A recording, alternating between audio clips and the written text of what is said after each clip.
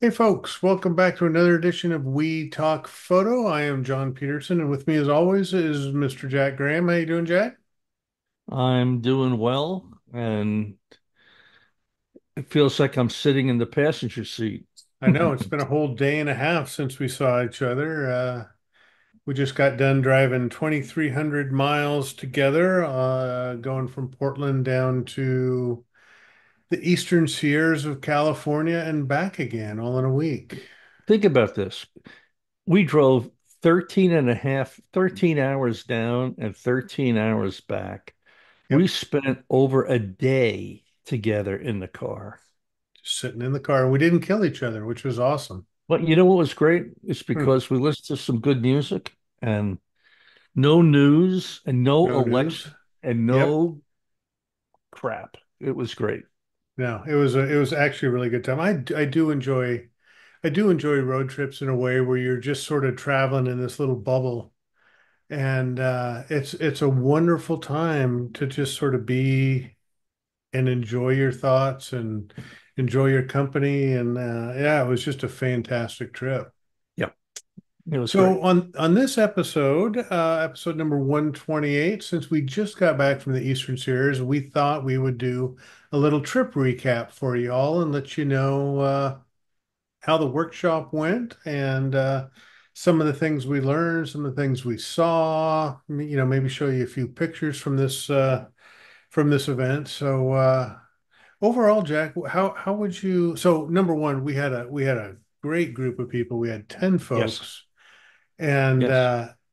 how many times do you get 10 people together and just have a wonderful meshing of everybody's knowledge, skills, abilities, and personalities into a group that was just fantastic. You know, I, I've gotten to the point that I don't really enjoy big groups, Yep. but with two instructors, it turned out to be kind of a 5-to-1 thing, which is manageable not only for us, it's much fairer to the clientele who's, paying both in money and in time to be where we go. And the one thing about 10 people, even if there were, 10 instructors, the more people you have, the better chance of somebody, the alarm not going off or something happening. But we had a great group, and it really made our ability to teach and get to the places we wanted to, that much easier. Yeah. Yep. Yep. It was an enjoyable event for us as leaders and teachers, and more so than just, that was one of the things we talked about is that this is not a tour, it's a workshop, which is what you and I do. And I think we've talked about this before, that distinction between the two is really, we're there to help people on their creative journeys and giving them whatever teachings they need in that moment in the field. And we're not just put your tripod here and have fun. We are there for the clientele, and so having a good sort of instructor client ratio is really important to us. But yeah, we showed up a couple days early and did the typical scouting routine. We drove, That's the hard part yeah, for we me drove anyway. 6, 7 hours. I drove like 400 miles, I think, just in scouting that area over the day and a half we were And that's a there. good thing we did Yes, yeah, this year. yeah. It was This year was different. Yeah, it was in terms of the layout of the color. It was usually you can kind of figure out why things are the way they are, but this year I don't know, we'd have a patch of green and then right next to it. In fact, in the picture in John's background, for those of you on YouTube, if you look over John's right shoulder, you can see the green aspens in the background and 50 feet in front of those are bright yellow aspens. And it was strange. I haven't seen it like this in all the years I've been there. Yeah, I mean, color was very altitude dependent, anything above 8,000 feet. And there was no color left or very little color left, and it looked like it had been down for weeks. Some of the leaves were even gone from the ground, but the ones that were down there were old, and so it went off early up at altitude, but then down below, as Jack said, we had a real mix of yellows, greens, and sometimes bare trees. So it was hard to predict the color, but I think we found some wonderful locations to take folks and to really get that sort of fall color And fix. that's why we got there on Monday night and spent 2.5 days going to the locations that we like to go to, as well as few that we have in our back pocket as safeties. And they came in handy on this trip. And I think everybody, I didn't have one negative comment from anybody No. about anything. So yeah, it was a good group, and the color was great. This particular workshop presents a few challenges. I've done this years for years, and John and I have done it together now for a lot of years. No. And the challenges here are elevation. The challenges are weather related, and we'll talk about that for a minute. This location is not like going to the Oregon coast, or it's not like going even to Monument Valley, because we're at different elevations, and in that in and of itself presents challenges. So we had to be prepared for a lot of things here, and we were, and good time was had by all, Yeah, it especially was. and by us too. Oh, for sure, for sure. When our clients have fun, of course, you and I feel good and we enjoy the experience. And but yeah, elevation. I mean, we started in Bishop. I spent a couple days in Bishop and then moved up to Lee Vining. But through this whole trip, I think we went from 4,500 feet up to almost 11,000 feet. And you feel it. You can feel the elevation and the lack of oxygen, especially for those of us that sort of dwell close to sea level and hauling around a camera bag.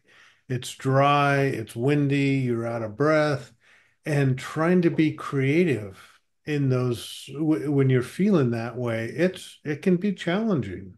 Yeah, You know, yeah. that's how we overcome adversity to be creative, I think is a whole nother podcast in and of itself. Yeah, and then typically this time of year is the climate change. It's from summer to even really fall to winter in this area. When we got to Bishop, it was 85 degrees on Monday, and I think Sunday morning when we put a nail in things and said goodbye, I think we were about 21 degrees. I think 21, 22. Yeah. So, you know, um, that can, for attendees who, may live in a constant environment and don't go to these places, it can be somewhat distracting to their photography when the wind's blowing, and we had some wind, and all that stuff. There's so many things you want to remember as a photographer, and when the weather's bad, it could kind of make things tough. But, like I said, if I pulled out you know, my 10 favorite photographs of my life, about 8 of them were taken in crappy weather. So, Yep. you know, Yep. It really pays off. yeah. So just as a little bit of recap, so we started in Bishop and worked the areas around Bishop, the high mountain lakes and some of the creeks, and then we went up to the ancient bristlecone pine forest.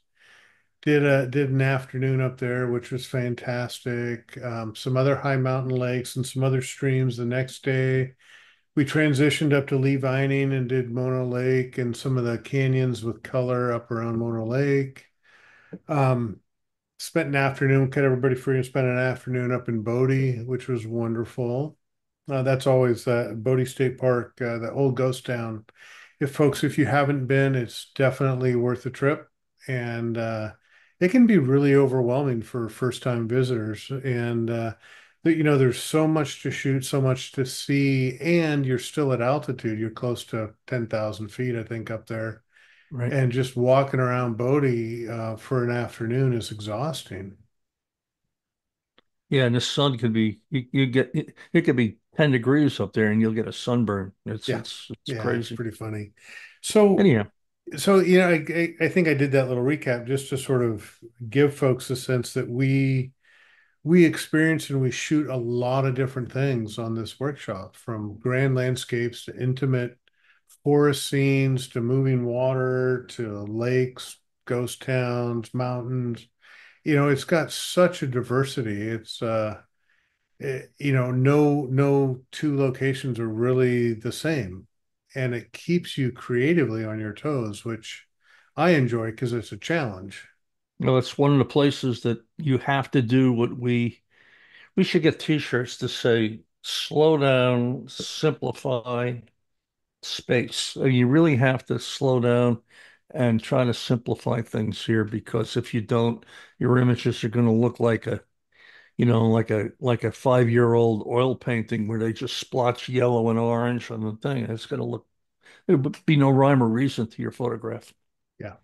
you know. Yeah, even for those that can see the image behind me, I mean, you've got this big stand of trees up against a mountain. How do you simplify something like that? And that's where I put on a long lens and really just took a small slice of the tree stands and looked at graphical design elements in the photograph, and you try to put that together to simplify this colorful chaos into something that sort of makes sense and feels good.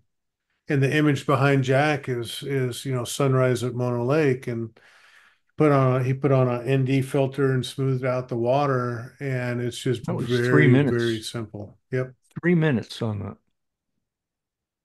yep, yep. It's pretty awesome. You So, want to you want to look oh, at some stuff, John? Do you have a couple images that you yeah, want to yeah, yeah, sample? yeah. All right. Well, let's take a look at a few of Jack's images. And folks, we just got back not too long ago, like a day ago. So we haven't had a lot of time to go through our images. But yeah, walk us No. through this, Jack. I'm going to tell you the two-thirds of these, and I'll tell you which ones are and which ones aren't. Were shot with my little. John and I don't do a lot of photography while we're on workshops because we're busy working with our people. I walk around with a little Sony RX100 Mark 7 A to get some images of the folks and to show them some possible scenes quickly. It's a little handheld point and shoot that Sony makes, quite a little good camera. And I'll tell you which ones are Sony's and which ones aren't. And I think you'll be blown away. Um, these images that you're going to see, I don't think I took more than about 3 minutes a piece to process because I haven't had any time today. But this first image, John actually found this, um, and I shot it. This is with the Sony. It's quite sharp, simplistic. You know, uh, I love the texture, the wood and stuff. And folks, if you come with us next year, the year after, this is the stuff you're going to get to shoot, and you can't do this anywhere else. It's amazing. Um, kind of the just the I like blue and gold, and even though those rocks may look great, there's a lot of blue in them, and Yep. this stuff kind of stuff's all over the place. You could see North Lake at the light was real warm in the morning at sunrise. And you could see in the background, those of you who've been to North Lake, the color was really, really gone. But what was cool about that is you got to see the nakedness of those trees and the trunks and the limbs, and it really kind of was a little different view than you'd get 2 weeks ago, and one I like. Here's one with the Sony. Where that shot was taken, you turn around and folks got to turn around. Look what's in back of you, because that was what was in back of us at the same time. Yep. Another Sony photograph. I'm going to use these two images, John, to teach with when I put them in my teaching PowerPoint, because these two images, I'm going to go back and forth. You notice anything? I changed lenses. Same image, same time, basically. What you can do if you play around. A little glamour glow, little Norton effect on that one. Mm-hmm. Again, foreground at North Lake at sunrise. Look up. This is with the Sony. This is at the intake, first intake on South by South Lake. Look up, look down, look up. We had a front come through that brought a big windstorm, and had we been 8 hours early, or later rather, up at Bristlecone, we wouldn't have gone. We had that night we Right. had 50, maybe higher winds down in Bishop. God knows what it was up in, but this was the sky. So I shot it with the Sony, black and white, and it was amazing. Underexposed the sky, brought out the clouds. These are clouds. Simplification, Very cool. non-simplification. This, yeah, I just literally pointed the Sony at the ground to show one of the clients what they could shoot. Probably would have been better if I got a little closer, but that camera doesn't focus real close. So this is a pretty messy photograph, and I just really was taking it to show them. The image is probably there's about 10 images in here. Mm-hmm. It's, I won't keep this, but it was just to show the client if you get close what you can do. There's a lot of distractions in this shot, but it certainly isn't a keeper. That one is texture with the Sony, very sharp. There's one bristlecone pine tree here. I call it the dolphin. John and I call it the dolphin for a specific reason. Yeah. See the eye right here? For those of you on the podcast not seeing YouTube, just bear with us. I'll try to explain this. But it's just a picture of the bristlecone with the sky in the background, looking up at the sky. Uh, with the Sony, I did this again to show the folks what they could shoot using the stream, as a leading line and the color. It was kind of cool. A close shot of the water with the Sony again. And then these are the Mono Lake long exposures. Those of you who go up there, it's really fun. If the wind blows in the morning, don't get discouraged and say, well, I'm not getting the reflections. Look at the reflections. They're there. They may not be as pronounced, but in a 2 to 3 minute exposure with a 6 or a 10 stop ND, you can make some great, great photographs. Yep. Turn around again. We had a super moon. Those of you who like to shoot the moon, please know that the Earth is moving, and any more than a 3 or 4 second exposure is going to make the moon blurry. So you got to keep it short. And there's another one. Turn around again, a little bit of sunrise, another one. Light was, this is the last shot of the day. I was showing this to one of our people who came over to the other side of the lake with me. It's just a different look at the tufa against the mountains in the background. Um, Kind of harsh, but the reflection again about a minute exposure. Yeah. Very nice.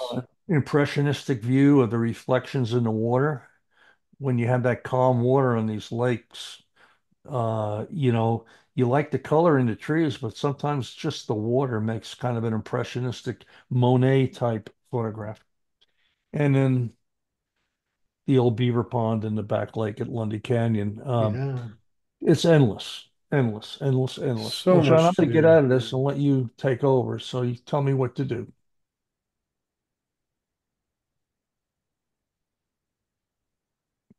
I have to unshare screen, I guess, right? Yes. Stop share. That ought to do it.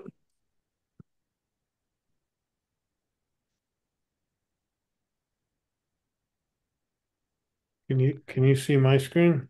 I could see it great. How about that?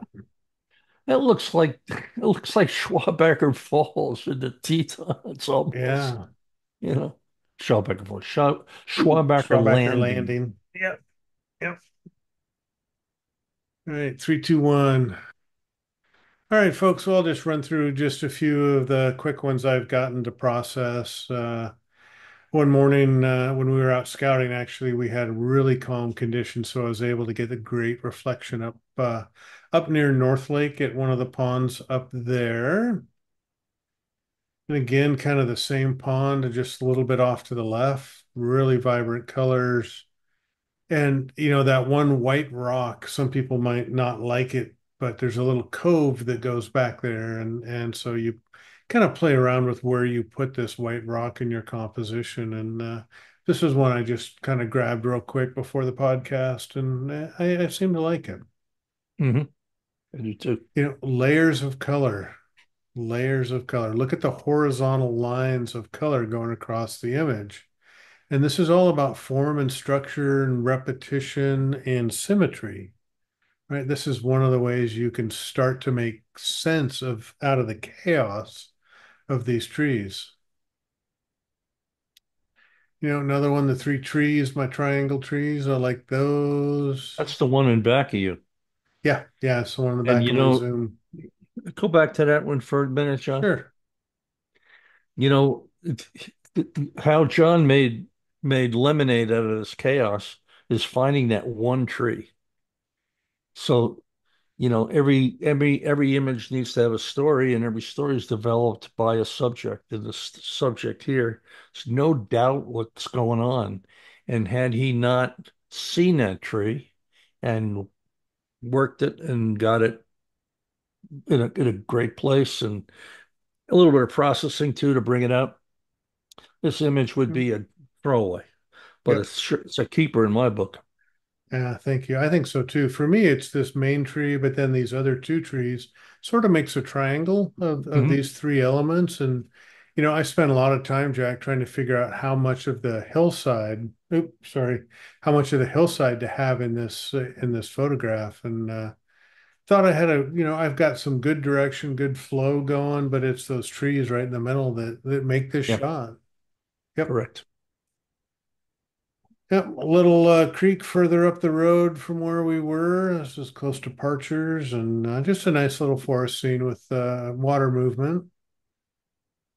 Again, chaos. And this is, I love the tree trunks here and those white trunks, and finding a good stand of them. You really kind of can almost move the composition away from the color and more about the structure and the symmetry of the tree I'll trunks. tell you, John, when you have time, process this in monochrome. Yeah. You want to Oh, see yeah. those trees pop. Yep. Yep. I know you got the color, it's great, but Color's good. This is a tree up in bristlecone, just sort of hanging off the edge of the cliff, which I liked. Galen's tree. Thankfully, we had a few clouds move overhead and added a little drama into the sky instead of just a blank blue sky. yeah.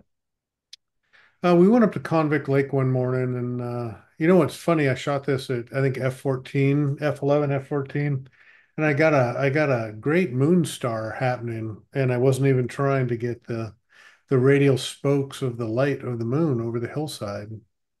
So And I was there, that was folks. He cold. actually he actually did that. That is not AI. No, That it's was not actually AI. what it It was. came out of You the gotta, camera that way. it's a shame you gotta say that these days. I know, I know. Yeah, another little forest scene up There there. you go. Lots of fall color around, which is great. A couple for Mono Lake. Early morning tufa left everything kind of dark, and just like you, the moon For over those the of you who tufa. go to Mono Lake, folks, don't get there just in time for sunrise. You need to get Ooh, there like an hour before because in all the years, and John, I know feels the same way, the best time to shoot there is at what they call the blue hour, which is pre-golden hour. yep, And you get this. You get really, really yeah. just gorgeous stuff. We That's do my that same thing favorite in the time to shoot. Tetons and other places. Blue Oh yeah, hour. yep. Blue hour.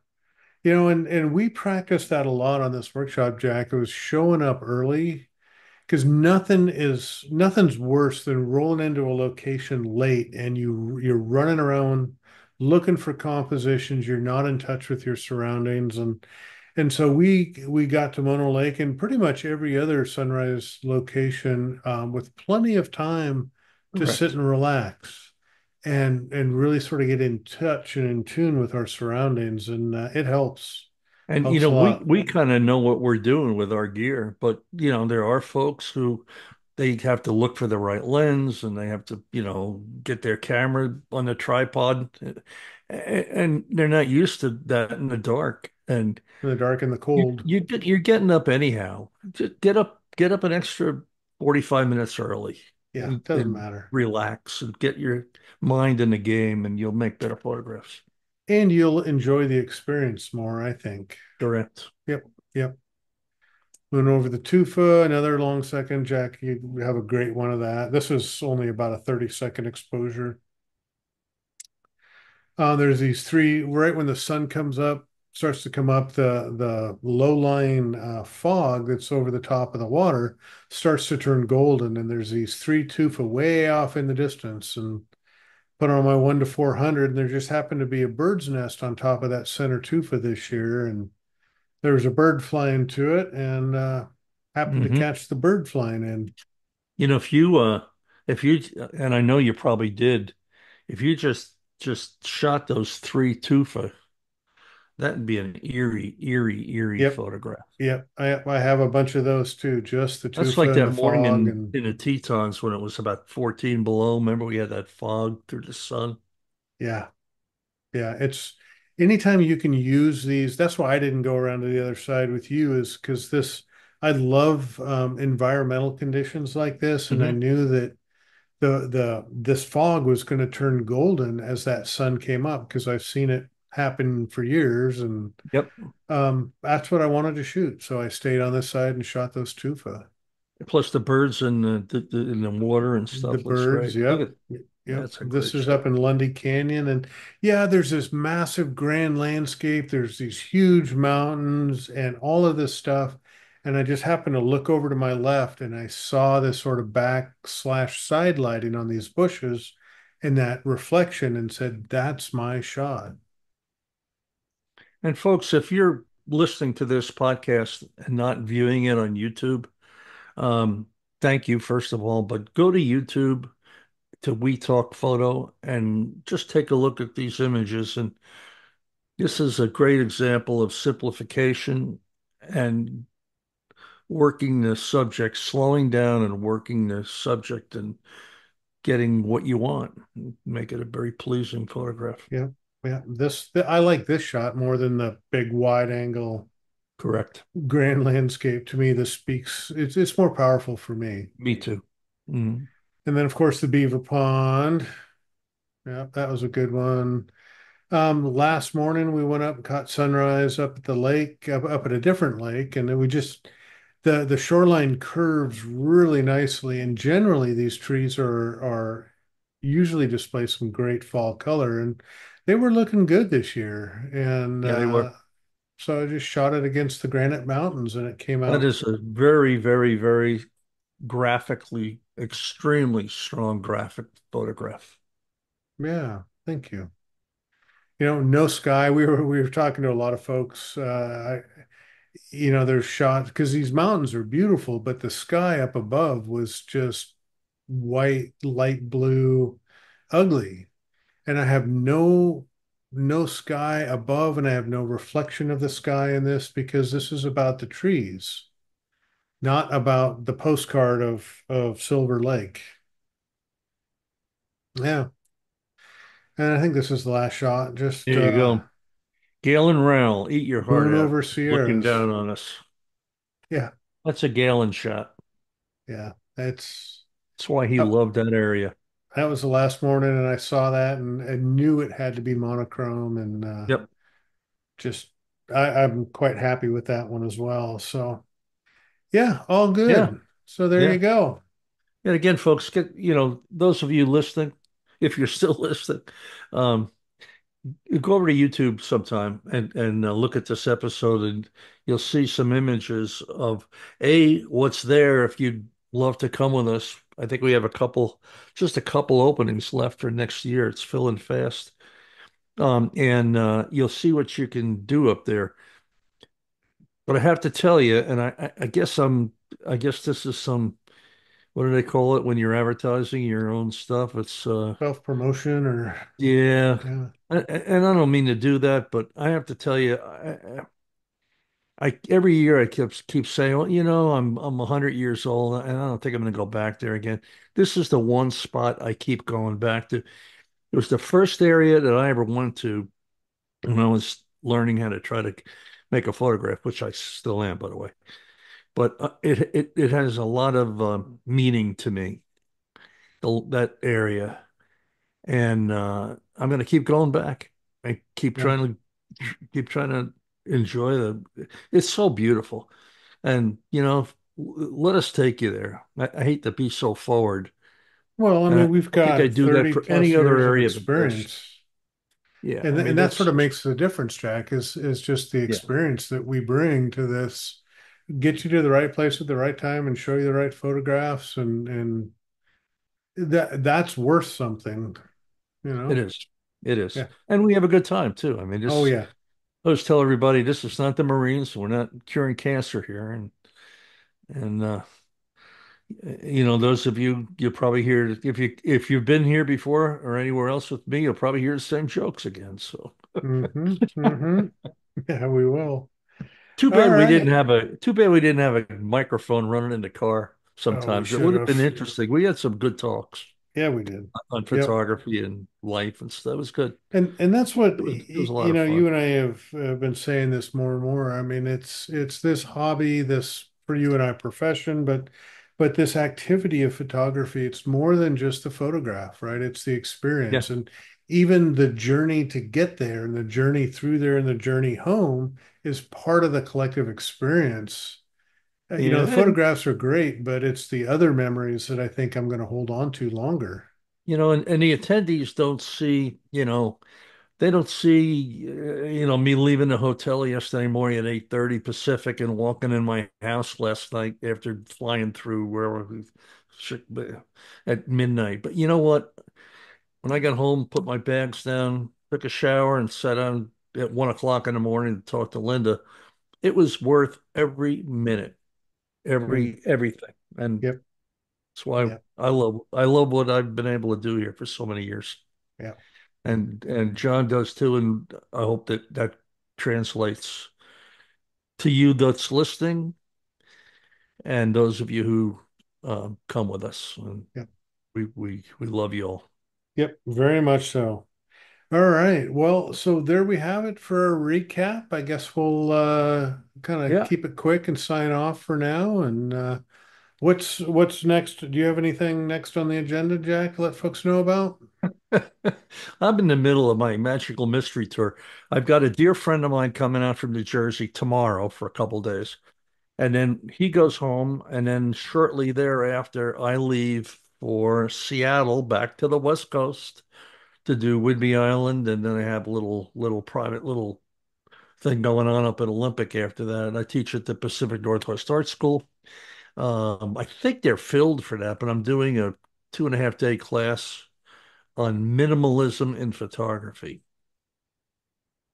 So, and then I get Simplify. done, and I get when I get back in November, I'm done for the till March. So, Good for you. Good for you. I've got going back to the Tetons first week of December. I still have a couple of spots left for that. And folks, if you're thinking about it, just go. I'm yeah, gonna. I have to tell you, I know it sounds like I'm talking about the Eastern Sierra again, but you go to the Tetons in December, there's no crowds. You can park on the street. You don't have to wait to get in a restaurant.